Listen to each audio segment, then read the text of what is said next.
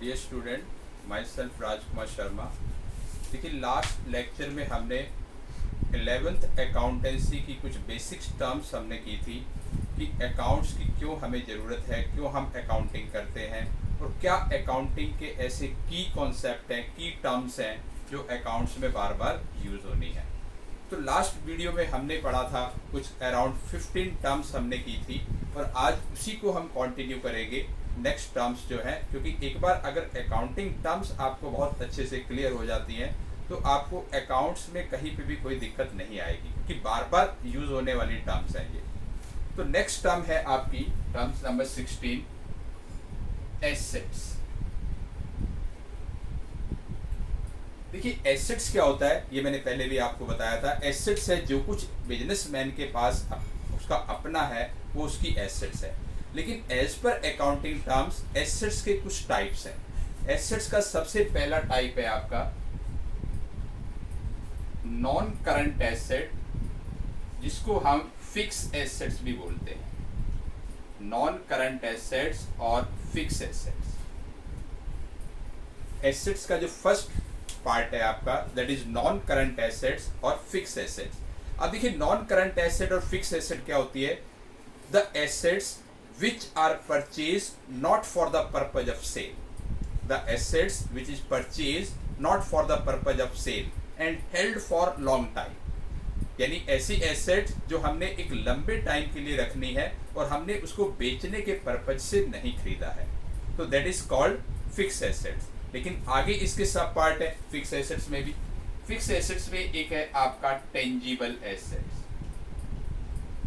Tangible assets, tangible assets का meaning है the assets which have physical existence which can be seen और touch, जिसको हम देख सकते हैं, टच कर सकते हैं, वो है आपकी टेंजिबल एसेट। जैसे आपका land and building, plant and machinery, furniture, vehicles, ये आपके टेंजिबल एसेट्स के कुछ एग्जाम्पल हैं।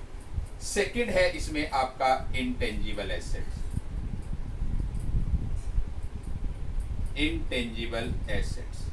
अब देखिए, इनटेंजिबल एसेट्स क्या होती हैं? इनटेंजिबल एसेट होती हैं the assets which does not have physical existence which can not be seen और टच, जिनको हम देख नहीं सकते, टच नहीं कर सकते, वो हमारी इनटेंजिबल एसेट्स हैं। जैसे आपका goodwill, for example goodwill, computer software, trademark, patent, ये सब आपकी क्या है?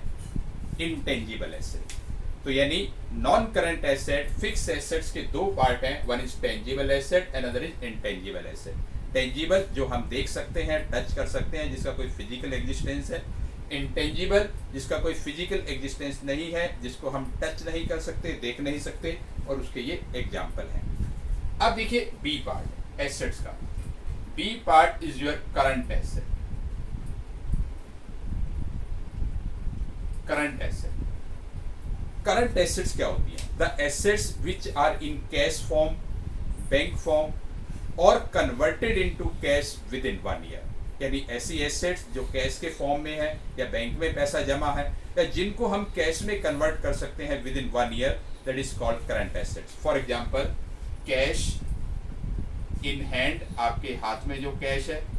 कैश एट बैंक, बैंक में जो पैसा आपका जमा है। डेटर, ये ऑलरेडी हम डिस्कस कर चुके हैं। बिल रिसीवेबल, ये भी ऑलरेडी डिस्कस कर चुके हैं। उसके बाद इनकम आउटस्टैंडिंग, प्रीपेड एक्सपेंस और स्टॉक यानी क्लोजिंग स्टॉक। तो दीज आर करंट एसेट्स। यानी करंट एसेट्स क्या हुई कि जो कैश के फॉर्म में है या बैंक में पैसा जमा है या जिनको हम विद इन 1 ईयर कैश में कन्वर्ट कर सकते हैं, दीज आर करंट एसेट्स। उसके बाद है आपका next point C, fictitious assets.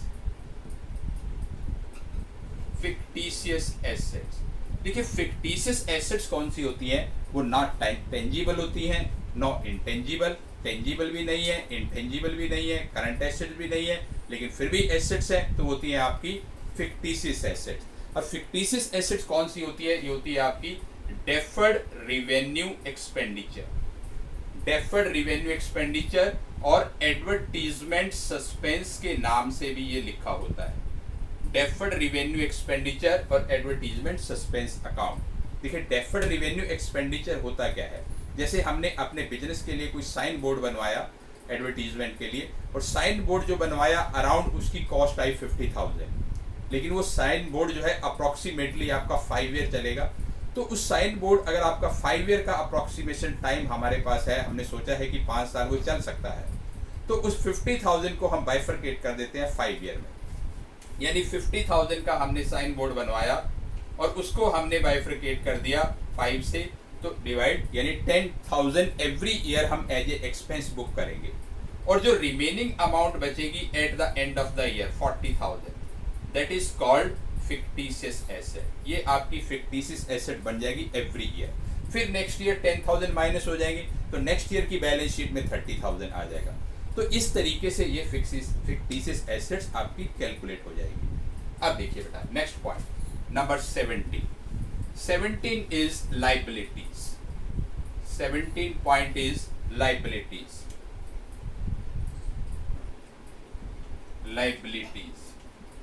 देखिए लाइबिलिटीज का मतलब क्या है कि जो एक बिजनेसमैन को बाहर वालों का पैसा देना है, दैट इज लाइबिलिटी। अब लाइबिलिटी भी आपकी दो टाइप की होती है, एक होती है non current liability. Non current liability कौन सी होती है? ऐसी लाइबिलिटी जो हमने लॉन्ग टाइम के लिए, जिसको हमने उधार लिया है, यानी लॉन्ग टाइम के लिए हमने बोरोइंग की है, तो वो होती है आपकी नॉन करंट लाइबिलिटी। बहुत लंबे टाइम के लिए 2 साल 3 साल 4 साल 5 साल 10 साल के लिए हमने पैसा उधार लिया है, तो that is non current liability. अब ये कौन कौन सी होती है? जैसे लॉन्ग टर्म लोन, डिबेंचर। अब देखिए लॉन्ग टर्म लोन, यानी लॉन्ग टर्म लोन हम कहीं से भी ले सकते हैं, बैंक से ले सकते हैं, किसी फाइनेंशियल इंस्टीट्यूशन से ले सकते हैं, किसी पर्सन से भी ले सकते हैं। और डिबेंचर जो है ये कंपनी के होते हैं, यानी किसी भी कंपनी के हमने डिबेंचर परचेज किए हैं और उस कंपनी को हमने लोन दिया है। तो इसी तरीके से अगर हमारी कंपनी है तो हमने डिबेंचर इश्यू किए हैं और हमने पब्लिक से लोन लिया है। उसके बाद है आपका B part, current liability.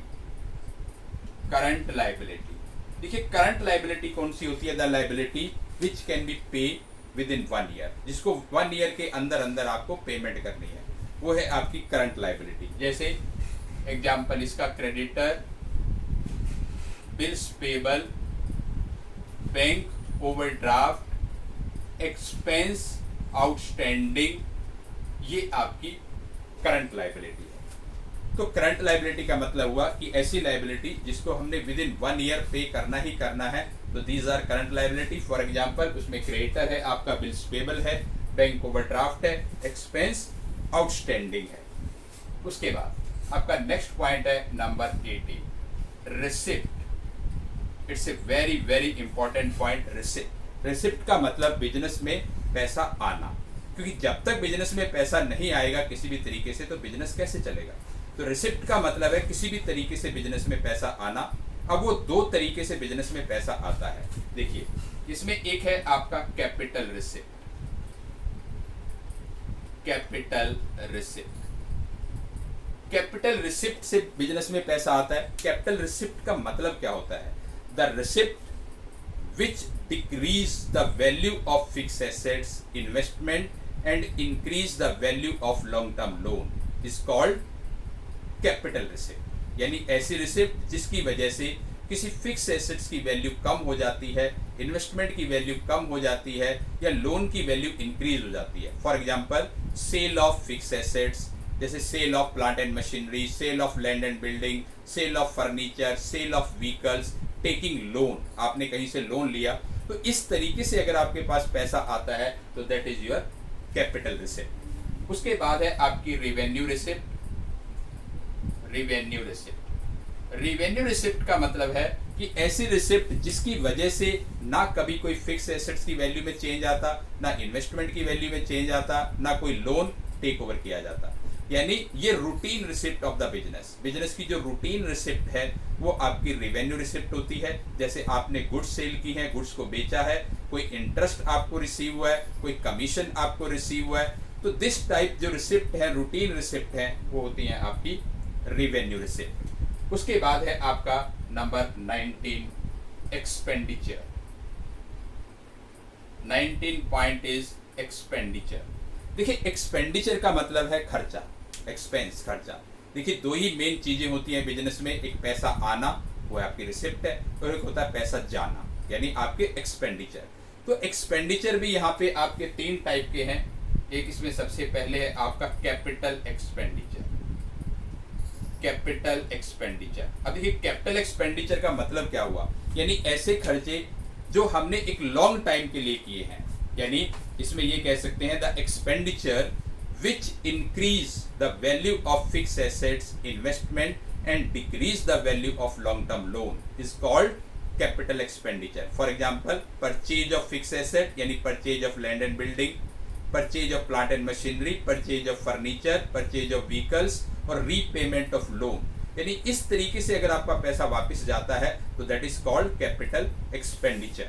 Now the revenue expenditure. B part is revenue expenditure. Revenue expenditure are the routine expenditure of the business. यानी ऐसे expenditure which do not increase the value of fixed asset investment and not to decrease the value of long term loan is called revenue expenditure. यानी इन expenditure की वजह से किसी भी fixed asset investment vehicles loan की value में कोई change नहीं आता. ये रूटीन एक्सपेंडिचर होते हैं बिजनेस के. जैसे आपने सैलरी पे की है, आपने रेंट पे किया है, आपने कमीशन पे किया है, आपने इंटरेस्ट पे किया है, आपने टेलीफोन चार्जेस पे किए हैं, आपने इंश्योरेंस प्रीमियम पे किया है. तो बिजनेस के जो रूटीन एक्सपेंडिचर है these are revenue expenditure. Now see deferred revenue expenditure. Deferred revenue expenditure देखिए ये ऑलरेडी हम पढ़ चुके हैं पहले एसेट्स में. डेफर्ड रेवेन्यू एक्सपेंडिचर एसेट्स के टाइम पे हमने पढ़ा था, फिक्टिशियस एसेट में जाता है. डेफर्ड रेवेन्यू एक्सपेंडिचर का मतलब होता है कि एडवर्टीजमेंट पे हमने हैवी कोई एक्सपेंडिचर किया है. जैसे कोई साइन बोर्ड बनवाया है और उसकी लाइफ जो है 5 ईयर 10 ईयर और मे बी 15 ईयर हो सकती है. तो डेफर्ड रेवेन्यू एक्सपेंडिचर का मतलब है कि ऐसा कोई साइन बोर्ड हमने बनवाया जो एक लंबे टाइम तक चले, जिसका बेनिफिट हमारे बिजनेस को मिलेगा, तो वो होता है हमारा डेफर्ड रेवेन्यू एक्सपेंडिचर. तो ये है आपकी 19 टर्म्स. उसके बाद है terms number 20. Terms number 20 is purchase. 20 is purchase. PURCHASE. Purchase. What does it mean? Purchase देखिए when you purchase the goods तो it means you open purchase account. यानी गुड्स परचेज फ्रॉम राम या गुड्स परचेज इन कैश. आप कोई भी goods business में खरीदेंगे तो गुड्स वर्ड आपको यूज नहीं करना है. गुड्स की जगह आप यूज करेंगे वर्ड परचेज. परचेज वर्ड आप वहां पे यूज करेंगे. उसके बाद है आपका परचेज रिटर्न. यानी जो भी गुड्स आप वापस करेंगे, जैसे आपने कुछ सामान खरीदा और वो आपको सही नहीं लगा, एप्रोप्रिएट नहीं है, वो आपको डिफेक्ट उसमें आपको लगता है, उस सामान को आप वापस कर रहे हैं, तो उस सामान को आप किस हेडिंग में डालेंगे? परचेज रिटर्न में डालेंगे. उसके बाद है आपका सेल्स. सेल अकाउंट भी कह सकते हो इसको. सेल. सेल का क्या मतलब हुआ कि जो भी गुड्स हम बेचते हैं अपने बिजनेस में से, अपने, क्योंकि देखिए हमने सामान खरीदा है तो सामान बेचेंगे भी, तो जो सामान आप बेच रहे हैं अपने बिजनेस के लिए तो उसको बोलेंगे सेल. जैसे goods sold to Mohan, Sohan, goods sold in cash. जो भी गुड्स आप बेचेंगे तो उसको सेल्स अकाउंट के अंदर आप रिकॉर्ड करेंगे, बुक करेंगे. उसके बाद है आपका sales return. Sales return. Sales return means कि जो सामान आपने बेचा है वो सामान आपके पास वापस आया है, तो उसको किस हेडिंग में बुक करेंगे, कहाँ पे उसको रिकॉर्ड करेंगे?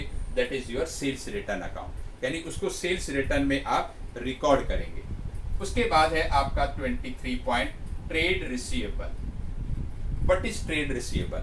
Trade receivable is the total of debtor plus BR. Debtor already हम डिस्कस कर चुके हैं, बीआर ऑलरेडी डिस्कस कर चुके हैं. तो ट्रेड रिसीवेबल का मीनिंग हुआ आपका कि अगर हम डेटर और बीआर दोनों को प्लस कर दें तो that is trade receivable. And next point is trade payable. Trade payable. Trade payable means the total of creditor plus bills payable. यानी क्रेडिटर और बिल्स पेबल दोनों का सम करें, दोनों का टोटल करें तो that is your trade payable. It's creditor plus bills payable, जो ऑलरेडी हम लास्ट वीडियो में डिस्कस कर चुके थे. क्रेडिटर का मतलब है कि जिनसे हमने उधार में सामान खरीदा हुआ है उनका हमने पैसा देना है, वो क्रेडिटर है, और जिनको हमने उधार में सामान बेचा हुआ है उनसे पैसा लेना है, वो डेटर है। तो ये ऑलरेडी हम डिस्कस कर चुके हैं। उसके बाद आपका नेक्स्ट पॉइंट है इसमें trade discount. Trade discount next term. देखिए ट्रेड डिस्काउंट क्या होता है। ट्रेड डिस्काउंट एक बिजनेस डिस्काउंट होता है, बिजनेस को एक्सपेंड करने के लिए डिस्काउंट होता है। बिजनेस की प्रैक्टिस होती है, जैसे 10% का डिस्काउंट दे रहे हैं आप, 20% का डिस्काउंट दे रहे हैं गुड्स पे, यानी जब आप गुड्स बेचते हैं तो जगह जगह लिखा होता है कि 20% का डिस्काउंट है, 15% का डिस्काउंट है, 5% का डिस्काउंट है, इवन 40% का डिस्काउंट है। तो इस तरीके से डिस्काउंट एक रेगुलर प्रैक्टिस है आपको बिजनेस के अंदर सामान को बेचने के लिए, तो उसे कहते हैं ट्रेड डिस्काउंट। ट्रेड डिस्काउंट जो है ये बुक्स में कहीं पे भी रिकॉर्ड नहीं होता, ये ऑलरेडी सब्ट्रैक्ट हो जाता है। जैसे for example goods sold to Rohan ₹20,000।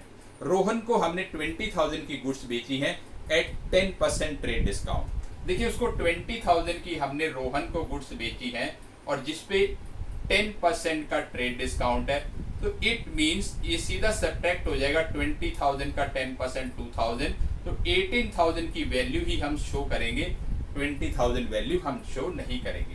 तो इसलिए ट्रेड डिस्काउंट को आपको बुक्स में शो नहीं करना होता है, इसको ऑलरेडी सब्ट्रैक्ट करके जो आफ्टर सब्ट्रैक्टिंग वैल्यू आती है वो आपको रिकॉर्ड करनी होती है एज ए सेल या एज ए परचेज, क्योंकि आप कोई सामान भी ट्रेड डिस्काउंट पे खरीद सकते हो और आप सामान भी ट्रेड डिस्काउंट पे बेच सकते हो। उसके बाद है आपका next cash discount. Next point is cash discount. देखिए कैश डिस्काउंट क्या होता है।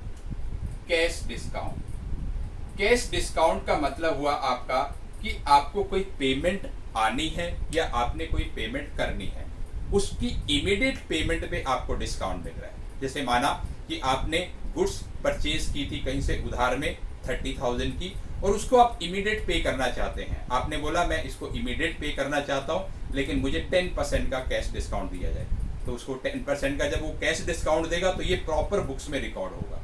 और जैसे हमने किसी से पैसा लेना है, हमने किसी को गुड्स बेची हुई है 10,000 की, उसने हमें बोला कि आप इमीडिएट पैसे ले लो और मुझे 5% का कैश डिस्काउंट दे दो, तो हम उसको 5% का कैश डिस्काउंट देंगे। तो जब हम डिस्काउंट दे रहे हैं वो हमारे लिए लॉस है और जब हमें डिस्काउंट मिल रहा है वो हमारे लिए प्रॉफिट है। लेकिन कैश डिस्काउंट को प्रॉपरली बुक्स में रिकॉर्ड किया जाता है, उसकी जर्नल एंट्री बनाई जाती है, लेकिन ट्रेड डिस्काउंट को बुक्स में शो नहीं किया जाता। उसके बाद है आपका next term entity.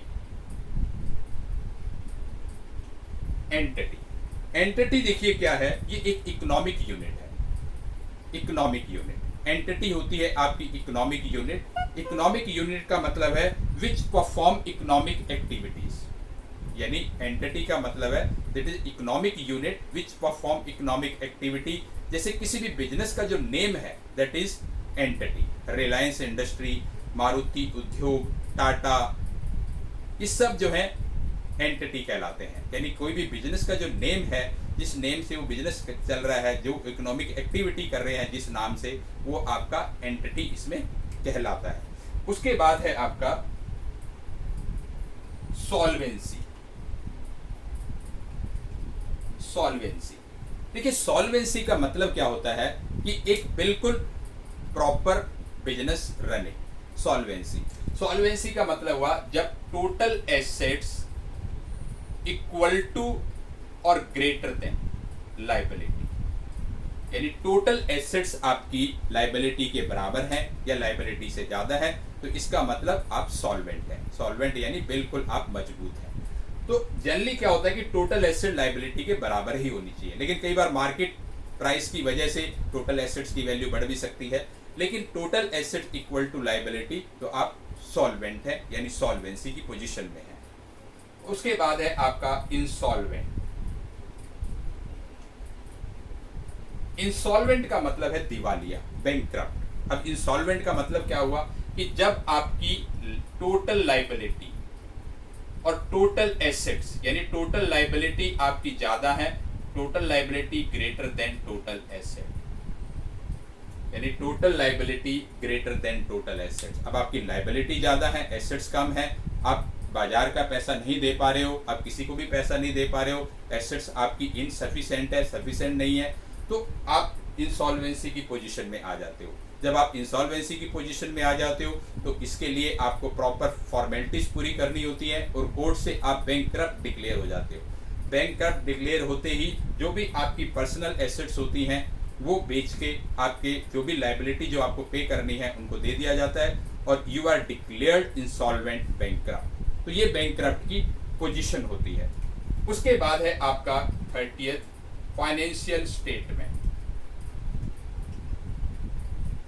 Financial statement जिसको हम फाइनल अकाउंट भी कहते हैं। देखिए ये ऑलरेडी भी हम लास्ट वीडियो में डिस्कस कर चुके हैं फाइनेंशियल स्टेटमेंट। फाइनेंशियल स्टेटमेंट में मैंने आपको बताया था कि क्या क्या हम बनाते हैं फाइनेंशियल स्टेटमेंट के अंदर।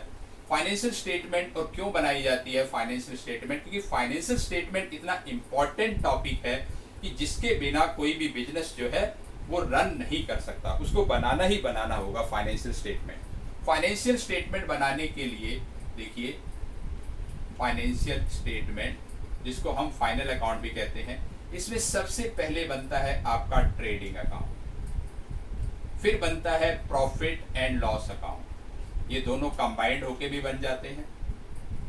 इन दोनों को कंबाइंड करके भी बनाया जा सकता है, सेपरेट भी बनाया जा सकता है। ट्रेडिंग अकाउंट से हमें पता लगता है ग्रॉस प्रॉफिट या ग्रॉस लॉस।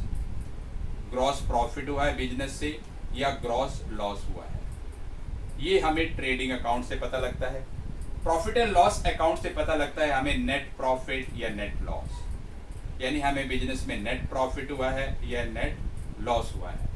और तीसरा बनता है बैलेंस शीट। बैलेंस शीट देखिए बैलेंस शीट से हमें क्या पता लगती है बिजनेस की फाइनेंशियल पोजीशन, यानी और बैलेंस शीट का जनरली क्या फॉर्मेट रहता है वो मैं आपको थोड़ा सा समझा देता हूं। देखिए ये आपका टी फॉर्मेट है और इसमें दिस साइड योर लायबिलिटी, यहाँ पे आपकी जितनी भी लायबिलिटी है वो लिखी जाती है अमाउंट, और यहाँ पे बिजनेस की जितनी भी एसेट्स हैं वो लिखी जाती हैं अमाउंट, और लास्ट में both side must be equal, यानी बैलेंस शीट की दोनों साइड आपकी बराबर होनी चाहिए। और ये जो फाइनेंशियल स्टेटमेंट है ये हमेशा at the end of the year prepare होती है, ईयर के एंड में बनाई जाती है, और हर बिजनेसमैन इसको बनाता है और बनानी भी जरूरी है, क्योंकि इसके बिना आपको नेट प्रॉफिट नेट लॉस पता नहीं लगेगा। क्योंकि ट्रेडिंग अकाउंट का जो बैलेंस है वो प्रॉफिट एंड लॉस में जाता है और प्रॉफिट एंड लॉस का जो बैलेंस है वो बैलेंस शीट में जाता है, यानी ट्रेडिंग अकाउंट से ग्रॉस प्रॉफिट या ग्रॉस लॉस जो भी आया वो trading profit and loss account में जाएगा।